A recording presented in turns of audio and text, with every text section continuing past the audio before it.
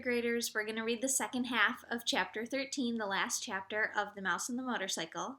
And when we left off, all was well. Keith was starting to become healthy again, and Matt had brought him his motorcycle.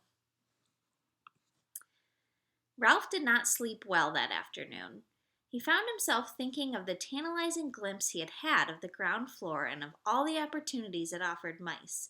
Crumbs in the dining room, leftovers in the kitchen, scraps in the garbage. He lay daydreaming on a pile of shredded Kleenex. He could see himself on the first floor pilfering crumbs in the dining room at night after the guests were in bed. And from the dining room he would go to the kitchen right past the night clerk, who was sure to be asleep. If only he could make the trip on the motorcycle. The thought of the motorcycle put an end to Ralph's daydream and made sleep impossible. After tossing about on his bed of Kleenex, he got up and poked his head out the knothole. Keith was awake, lying back on the pillows with his cards beside him. He smiled wanly at Ralph. "How are you feeling?" asked Ralph. "Sort of tired," answered Keith. Ralph climbed through the hole. "Where are your folks?" "They went out for a little while. They'll be back. I'm supposed to take a nap." "Are you going to?" asked Ralph. "I'd rather talk to you." Keith leaned over and set the motorcycle on the floor. "Want to ride it?" he asked. "Do I want to ride it?" Ralph could scarcely believe he had heard correctly. "You mean you'll let me, after the way I lost it for you?" "You proved you could be responsible when you brought me the aspirin," explained Keith. "You're more grown up." "Thanks," said Ralph modestly. "I guess mice grow up faster than boys." Keith sounded as though he longed to grow as rapidly as a mouse. "You grow a little bit every day," Ralph said, as he removed his crash helmet from its hiding place behind the curtain. "I guess you're right," agreed Keith. "My dad measures me every 6 months against the door jamb of our kitchen back in Ohio, and each mark he makes is higher than the last, but I never feel myself growing." "You wait long enough and you will be a grown-up." Ralph felt as if he had said something very wise, and he slipped the rubber band on his crash helmet around his whiskers. "I guess so."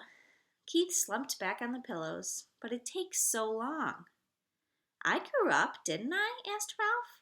"You said yourself I'd become a responsible mouse." "Yes, you did," said Keith thoughtfully. "I guess that's part of the secret. Just getting bigger isn't enough. You have to learn things like not taking off down a steep hill on a bicycle when you aren't used to handbrakes. Stuff like that." Ralph walked with a slight swagger to the motorcycle, grabbed the hand grips, and threw his leg across the seat. He remembered to pick up his tail before he started. He took off across the carpet and circled the room, covering the rough parts under the dresser and chair and coming to a halt beside the bed. "She has good balance on a rough road," said Ralph with authority. "She's a mighty fine machine." "Say, Ralph," said Keith, suddenly sitting up, "how would you like to come with me when we leave the hotel?" "Come with you?" Ralph was stunned. He had expected to live and die in the Mountain View Inn, and now he was being offered the opportunity for travel that he had dreamed of. "Yes, come with me to San Francisco, and then back to Ohio." Ralph's first thought was of the motorcycle. If he went with Keith, he would not have to be separated from the motorcycle. Keith must have sensed Ralph's thoughts because he said, "You could ride the motorcycle every day." Ralph was silent. He had begun to think of other things: his family, the permission he had earned to visit the ground floor, Keith's family and how they might feel about a mouse. "Come on, Ralph," said Keith. "You could travel in my pocket." "Your mother doesn't care for mice," Ralph pointed out. "Not running around loose," agreed Keith, "but she let me keep a couple white mice once. I still have their cage at home. You would be very comfortable in it." "Comfortable in a cage?" Ralph was horrified. "No, thank you." "Aw, come on. Would you like to be shut up in a cage?" demanded Ralph. "Well, no, but—" "Neither would I," said Ralph, "especially now that I can finally go to the ground floor." In his disappointment, Keith slumped back on the pillows once more. "I guess I knew you really wouldn't want to come," he said. "I understand." I sure will hate to see this motorcycle leave, said Ralph, and added hastily, and you too, of course. The boy and the mouse were silent. Both were thinking of their wishes and their regrets, and their wishes could not come true. Keith rolled over on his side and propped his head up on his fist. Would you like to keep the motorcycle? He asked. Keep it? Me? Sure, said Keith. I can save up my allowance and buy another one when we get back to Ohio. You really mean it? Ralph could scarcely contain his excitement. Keep it for my very own? Of course. How come? Ralph wanted to know. I'd just like to think of you riding it, said Keith. You know, if you grew up enough to be trusted with a mouse-sized motorcycle, maybe someday I could earn a big one. The excitement drained out of Ralph. I can't. I don't have any place to keep it.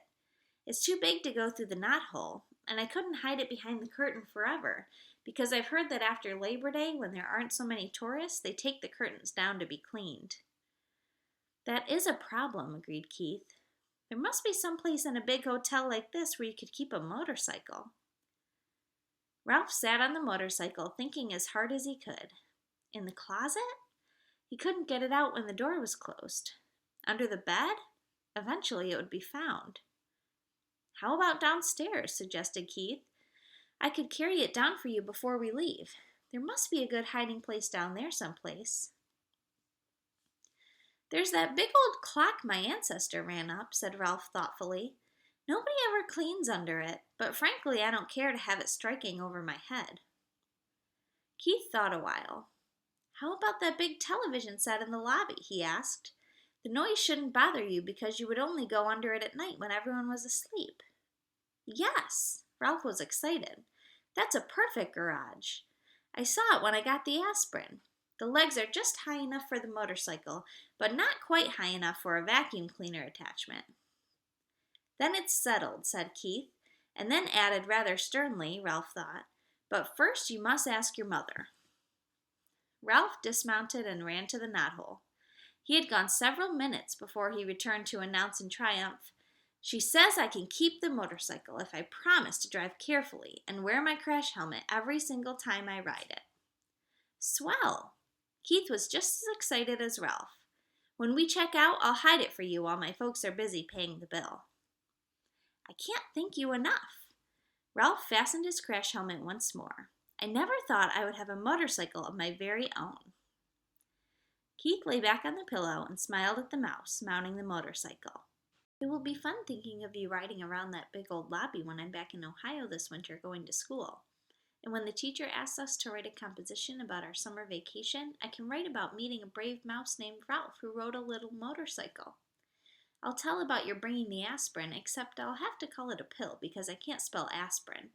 Of course the teacher won't believe it, but she'll probably say I show imagination.